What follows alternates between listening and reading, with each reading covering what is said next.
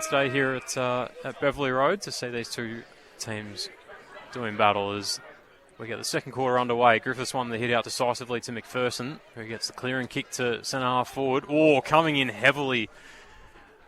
That was a big collision there. That was Oliver Poole who made the spoil. It doesn't matter though, because Diamond Creek have come away with the footy and kicked the goal. But one of their teammates is a little worse for wear at centre half forward. That was Blake Murphy. That was a huge collision. Yeah. No malice in it though, just two blokes going for the footy, and Poole was able to get a spoil in, but there was no Banyule boys at ground level, and the Creeks were able to swoop and kick the first to their second term. Didn't see who kicked the goal. It might have been Farrer, I think, who kicked that goal for Diamond Creek. So the perfect start here for the Creek as they lead 3-2-20 to Banyule 1-4-10. And still inside the first minute here of the second term at Beverley Road Reserve. So a nice start here for Diamond Creek. Not sure they'd be 100% happy with the way they went about things in the first quarter, Bailey. It was a bit stop-start. They couldn't really find a way forward with that kick mark game that they were looking to play. Yeah, they rely on their ball use so much and how clean it is. And the first quarter just wasn't that. They were turning the ball over, and when that's your main part of your game, it's hard to get it going when you can't hit your targets. Griffiths grabbed the footy out of the ruck, couldn't get the kick away. Booth did manage to fashion a kick off the ground. Ball in dispute. That's not really going anywhere at the moment. McPherson burrows in for Diamond Creek and he's claimed, so we'll have another ball up on the centre wicket area here at Banyule. Griffiths trying to swat that one away. Only went as far as Booth, who was able to get the clearing kick. Didn't favour his teammates though, as the ball rolls towards the boundary line, and it's eventually seen over as both teams just have a bit of a how do you do with one another over there on the far side of the ground. Nothing wrong with it early on.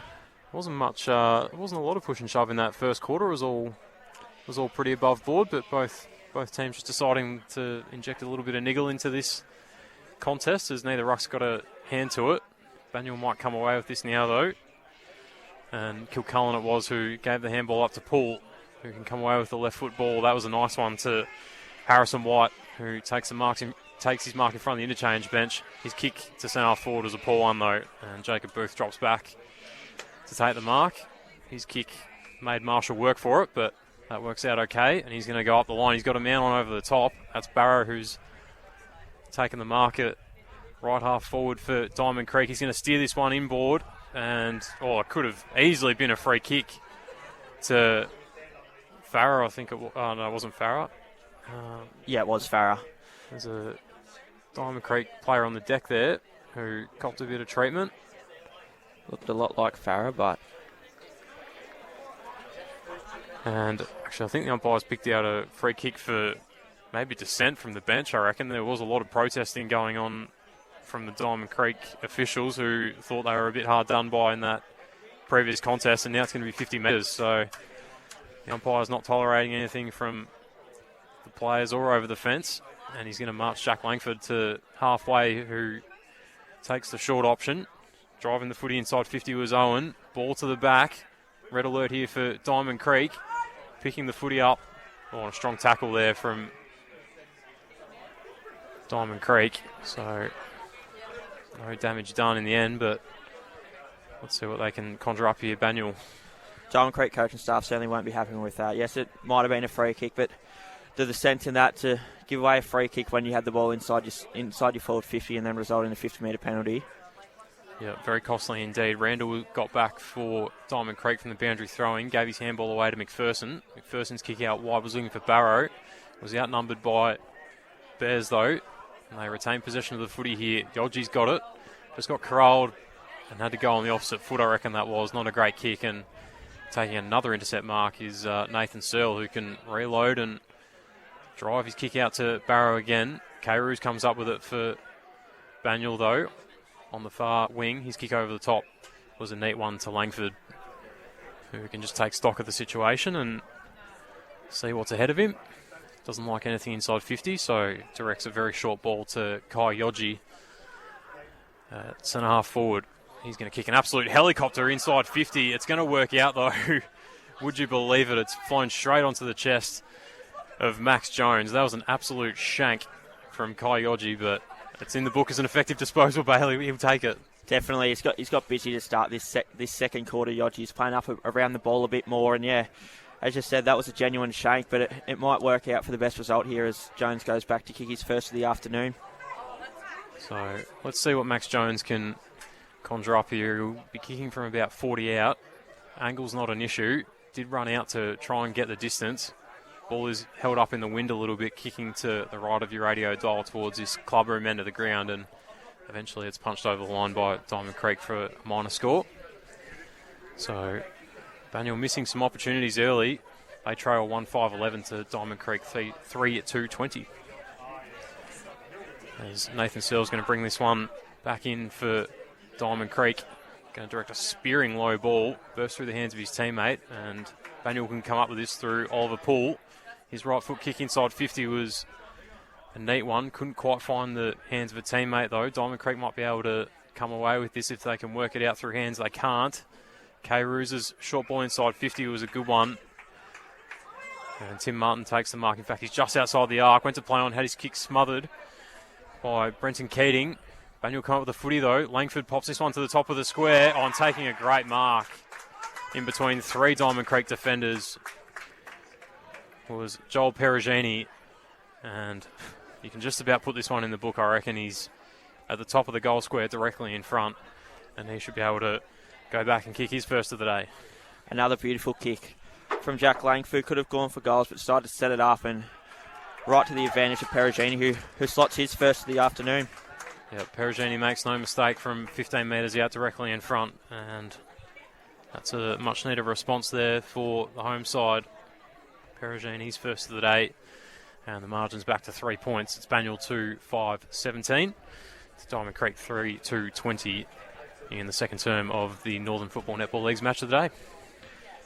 Yeah, the skills have started to lift this quarter. Both teams are able to hit their targets on consistent basis, and you can see it's working in goal as teams are able to hit the scoreboard.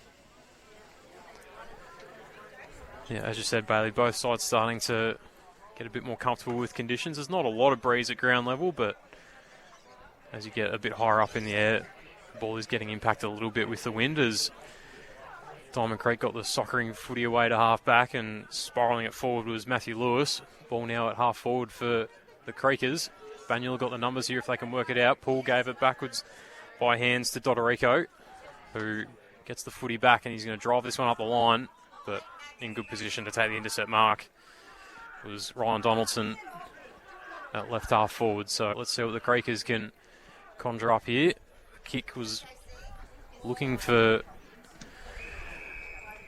Bronson Hill. It was over his head, and eventually the ball rolls out of play for a boundary throw-in at the junction of the 50 and boundary line here at left half forward for Diamond Creek.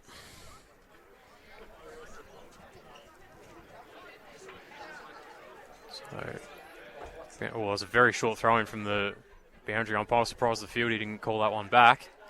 Banyule will come up with this if they've got the numbers. They do. They were just about out of the contest, and the ball just bobbled the way of Diamond Creek. Winning the footy was Remy Patterson, who's going to drive this one inside 50. Good spoil there coming from Collins. Dropping back to help the defence was Jackson Riley, and the kick that was heading outside 50 is smothered, and we'll have a boundary throw in pretty much where the previous one was. Yeah, truly congested down there. Neither side can get much room or space to really weave in and out of traffic. Ball swung back into play. Better effort there from the boundary umpire, as Tyrrell was taking a turn. The ruck got hands to it, but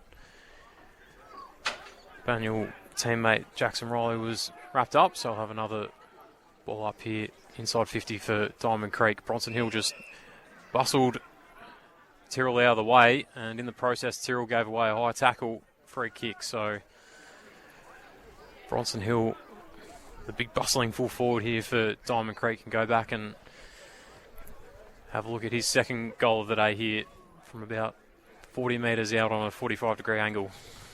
Very similar kick to that he had for his first, just up the opposite end. So Bronson Hill has got 26 majors for the year. Started that one at the left goal post, and the wind was always going to push that to the left with the way that it's blowing down that end of the ground. And just the minor score in the end. So Diamond Creek 3-3-21, leading Banyule 2-5-17. We've gone just over 10 minutes here in this second term, as Liam Mackey's going to bring this one back into play for the Bears. Goes the short option into the left back pocket to Jack Langford, who's going to play on quickly and drive this up to the broadcast wing, and taking a good mark in front of his opponent was K-Roos. K-Roos gave a quick handball off to Velasaris. Went short up the line looking for Perugini, who was between a couple of Diamond Creek defenders, couldn't take the mark. And eventually the pack descends and the umpire will have to throw this one up. So Martin and Griffiths back in the ruck for their respective teams. Martin was who got the hit out. Diamond Creek come away with the footy, but there's going to be a free kick going the way of Banyule here, as Harrison White drives this one inside 50, dropping back, taking a really good intercept mark was Ewan McPherson. So no damage done for Diamond Creek, and he'll switch the ball across to the far side and find Brodie Watson, and he went short to Searle, who went short to Randall, who's now got a man on the overlap out on the broadcast wing if they can work this out. Diamond Creek giving it over the top was Patterson. Well, Diamond Creek have just made a bit of a meal of this. In fact, the umpire's going to get involved. Home fans don't like it, but that was definitely a free kick to Jesse Thompson, who lost the handle on the footy.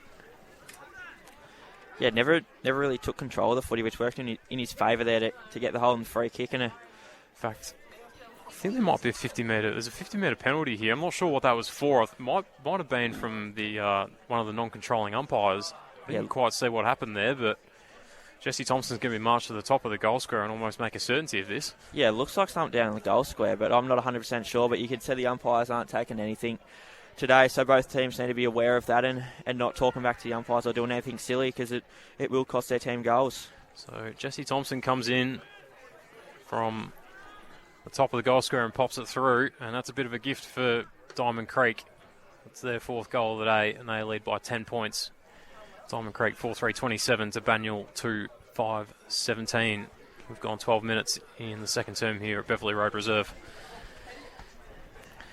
Yeah, the game still hasn't really opened up like I thought it would, especially with the way Diamond Creek like to play. But Banyule have been able to keep it in nice and tight, which is what you want to do against Creek. You don't want to allow their runners to get on the outside. So ball back in the middle here. Griffiths and Martin lock up again. Griffiths won the hit out, only as far as Langford. Tracking it down on the ground was Allison, confronted by Owen. Loose ball spills the way of Booth. His kick was a little wayward though, and Oliver Poole takes the mark at centre half back. And his short kick, it's a true centre half back, finds Velasaris. And he can wax with his teammate Jack Langford in the fluoro orange wheels. It's a nice contrast to the navy blue and brown or navy blue and maroon, I should say, of Banyule. His short kick was a good one. Or the following kick to Max Jones wasn't great, though. Didn't really favour him, and he has to settle for seeing it over the boundary line. That's that ball useful to talk, and just a nice and easy 15-metre chip kick. They just aren't able to hit a boundary throw in here on centre wing. Yeah, Bailey Nielsen it was, who probably should have done better with that short kick to Jones, as Griffiths probably could have got a free kick, took front spot. Velasaris found the ball on the deck, and he's immediately claimed by Booth and McPherson. Looks like McPherson's just keeping an eye on Velasaris around these stoppages, as Martin won the hit out, only as far as Allison for Diamond Creek. His kick into the middle was impacted by the pressure coming from behind him. Paul tried to gather the loose footy, had his handball smothered. His left foot kick out to centre half back works out all right, and it's a great kick out towards Tim Martin, who takes the mark unopposed on this commentary wing just in front of us. His short kick, that was a shocker really from the Bears ruckman. I think the long kick inside 50 might have been a better option there, Bailey. Just long down the line, get another stoppage, but they're still probably 55, 60 metres out from goal here, so they'll get on the fly here on the stoppage and try and get the ball moving forward. Boundary throw in directly in front of us, and that boundary throw in is going to be called back this time.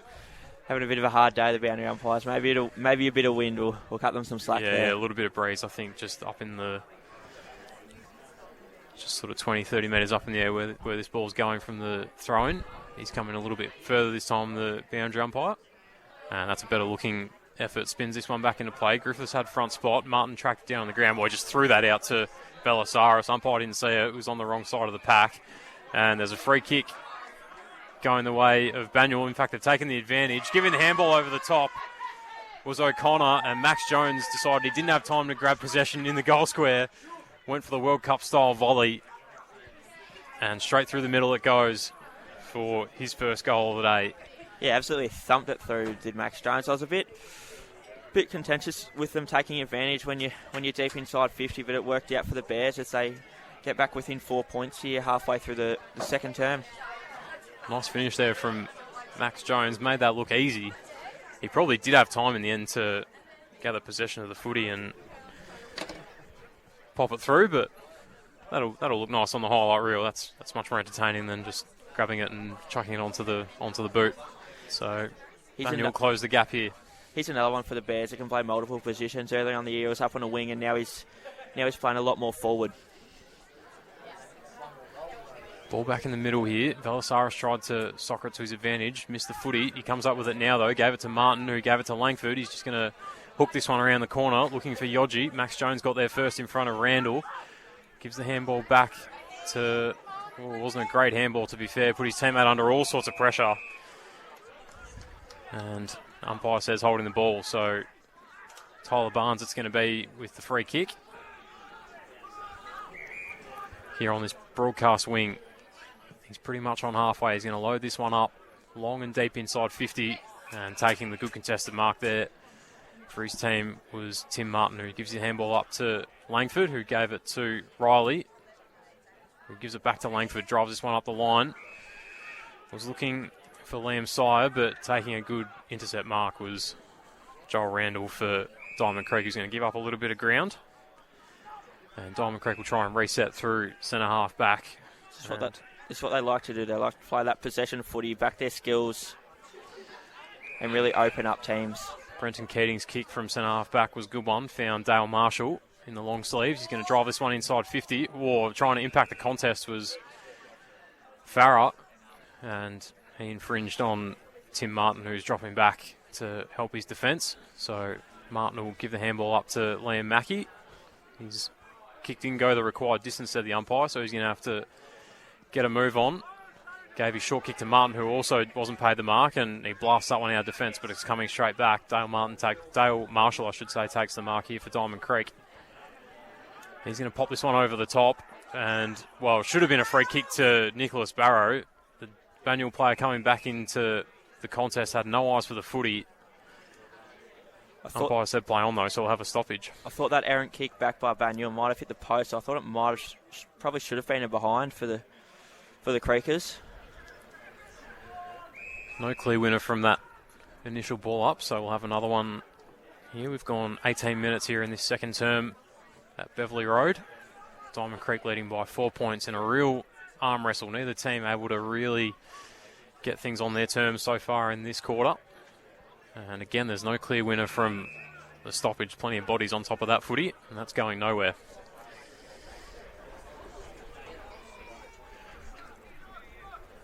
So umpire working overtime here at left half forward for Diamond Creek. Banyule get the scrappy kick away from the clearance. Tracking it towards the boundary line was Owen, but the ball wins out. So this time the boundary umpire will throw it in. Yeah, Banyule still can't get much time and space. Every time they got the footy, it's in a scrap, and they're just sort of trying to scrap it forward at any cost. Ball swung back into play. Boundary umpire should have had another go at that one too, I think. But Diamond Creek are going to come up with the footy. McPherson gave it to Marshall. He's going to hook this one to the top of the goal square. Farrow was there. Couldn't impact the contest. Timely fist from the Banyule defenders. And the ball trickles across the line for a minor score. So Diamond Creek extend that lead to 5 points. And Mackey goes quickly from the kick in and finds Liam Sire at centre half back. He's going to fan this one wide. Let's see what Banyule can muster up here. They're going to settle into this kick mark footy that we've seen them play. And Dodorico, I think it is, who's got the footy on the far wing in front of the interchange benches. His kick long up the line was off hands. Keating was there for Diamond Creek. His handball left a bit to be desired into the middle of the ground. But I think Marshall was dealt with without the footy. And Diamond Creek were going to take advantage. Farah was all on his own inside 50, but umpires say no, everyone had stopped. So we're going to take this back to Dale Marshall at right half back here for the Creekers. He's another one that's got busy for the Creekers. A beautiful left foot kick, and he's been able to find plenty of the footy here in the second term. Well, it's a bit of a helicopter. Both Banyule defenders spoiled each other. Oh, a bit of a fortunate free kick going the way of Tyler Barnes. Reckon he might have ducked his head there in the tackle. Umpire said it was okay though. Perugini got a hand in to defuse the situation for Banyule. Velasaris is there against Hamilton. Couldn't get possession of the footy. Nice kick there from Jacob Booth, who picked up the loose footy and put it into the path of Liam Farah. So this would be an incredible goal if he could kick this. He's right on the fence at the junction of the 50 and the boundary line. This is about as tough a kick as you can get, I reckon, on a day like today. He loves pinging these at training, so I wouldn't put it past him to put this one straight through. Let's see what he can do here. Farah's just going to aim at the right goalpost. I'll tell you what, Bailey Walsh called it, and Liam Farah obliges. That's a terrific finish from the VFL-listed forward, and he's enjoying his return to NFNL footy today. He's kicked 3. And Diamond Creek extend that lead to 11 points. They lead 5-4-34 to Banyule 3-5-23 on the NFNL's match of the day. Yeah, he started really well. Great first half here from Farah with the 3 goals. And he's just been a great lead-up option for him deep. And that looks like the role he's playing is that deep forward. And they're trying to isolate him. And why wouldn't you when he's in the form that he is? Yep, seeing them very well is Liam Farah as the ball's back in the middle from the restart. And Ewan McPherson's going to get a free kick for a trip. In fact, he's turned it over the other way. Gave a bit of a shove to Mackie on the way through. He's going to play on quickly. He's got Langford. And, in fact, the umpire's going to pay 50 again. I reckon that was for dissent from McPherson as the Bears played on. Might have just had a cheeky word to the umpire as play resumed. And this could be a gift here for Banyule. It's Langford who's going to have the shot on goal. He's going to kick from about 40 metres out directly in front. Like we said earlier, the umpires are hot on it, so both teams need to adjust, and it's just silly. It's no need. Like, you've got the ball. It's the biggest win you can have there. There's no need to backchat the umpires there and reverse it and then result in a 50-metre penalty. So, Jack Langford, one of the Bears' best players. His left foot set shot was away to the left, and a bit of a let-off there for Diamond Creek, who can probably count themselves lucky not to have given up a goal there from that little passage of play. So it's going to be Searle bringing the footy back in for the Creekers. As the sun's all but disappeared here at Beverley Road Reserve, looks like there's some weather on the way. That long kick out to the wing. Yogi gathers the footy for Banyule. His handball was cut off. Booth gathered the footy, only just got a handball away in the nick of time. McPherson gave his handball over the top. Paul intercepts for Banyule. Ball in dispute now on the far side wing in front of the interchange benches, and the umpire's going to have to come in and ball this up. It's turned into a bit of a fiery contest now. So much on the line for both sides here. Yeah, starting to get a bit of feeling in this one. Both sides just getting a little bit tetchy. Neither able to get the ascendancy in this contest so far. And the umpire's going to have to complete a secondary stoppage here. As Griffiths and Tyrrell take a turn in the ruck. Yogi won the footy for Banyule. Gave his handball up to Shivers. Gave it to Jones, who concedes a bit of ground. And they can work this out, Banyule. Langford takes the mark on centre wing. He's going to play on quickly here. Nice ball to Tyrrell, who's run forward. He's run off Bailey Griffiths after that stoppage on the wing. Let's see what he can do with the kick inside 50. Kick just hung in the air a little bit too long, and Joel Randall drops in front of Charlie Seraphin and takes the diffusing mark. And he's going to drive this back out to the far wing. There's no one home for Diamond Creek. Not sure who he was kind of looking for there. Jackson Rowley came up with the footy, and Banyule can reload here through Yogi, who takes the mark in front of the interchange gates. Not happy with what he's seeing up the line, so retreats to Collins at half-back. And the switch is on here for the Bears. He's got a man on the commentary side of the ground, finds Sire. Sire's short kick was good, and finds Oliver Poole. So the Bears not really gaining any sort of territory at the moment. They're going to switch again here. Poole switches it back to Collins. Oh, there's a scrappy kick into the middle of the ground. Jones might make it work. He's got plenty of Diamond Creek players for company around him. They're going to turn this over, I reckon. Banyule. Bronson Hill knocked it on to Farah. Couldn't gather the loose footy. Oh, smooth move there from Perugini was classy. And they come away with it again, Banyule. Yeah, Farah just wasn't able to be clean. He was out and just couldn't pick the footy up. And Banyule were able to apply the pressure and really swoop and regain possession. Dodorico goes back to Jones. And Jones goes inboard to centre half back to Velasaris, who shoots this one out wide to Harrison White. White's ball over the top showed a little bit of it, but Liam Mackey takes the mark. His kick up the line was an absolute worm burner. Gathering the loose footy was Perugini, who's doing a power work, kick inside 50, while could have been a free kick going the way of Mangos. Still ball in dispute here. Banyule come up with it though. Having the shot on goal was Shivers. And the umpire calls holding the ball for Diamond Creek. Home fans don't like it. They've set the Banyule 10 up in that left forward pocket at the right at the club room end of the ground. Great tackle by Jacob Booth. He's just such a bull. Loves to tackle, loves the contested stuff, so no surprise to see him on the bottom of that pack. Yeah, he's been prolific so far today. Called him plenty of times. He's going to drive this one outside his defensive 50, but terrific mark over the top. I reckon that was Paul who took the mark. Ball over the back at the top of the goal square for Banyule. Seeing it over the line was Donaldson for Diamond Creek. So no damage done again for the Creekers. They lead by 9 points. It's Diamond Creek 5-4-34 to Banyule 3-7-25. We've ticked into the 28th minute in this second term here at Beverley Road. And Diamond Creek have managed to work the footy up to halfway, but that is as far as they will get as the halftime siren sounds here at Beverley Road Reserve. And it is that score that we just mentioned. It's Diamond Creek leading by 9 points at the main break, 5-4-34 to Banyule 3-7-25. Bailey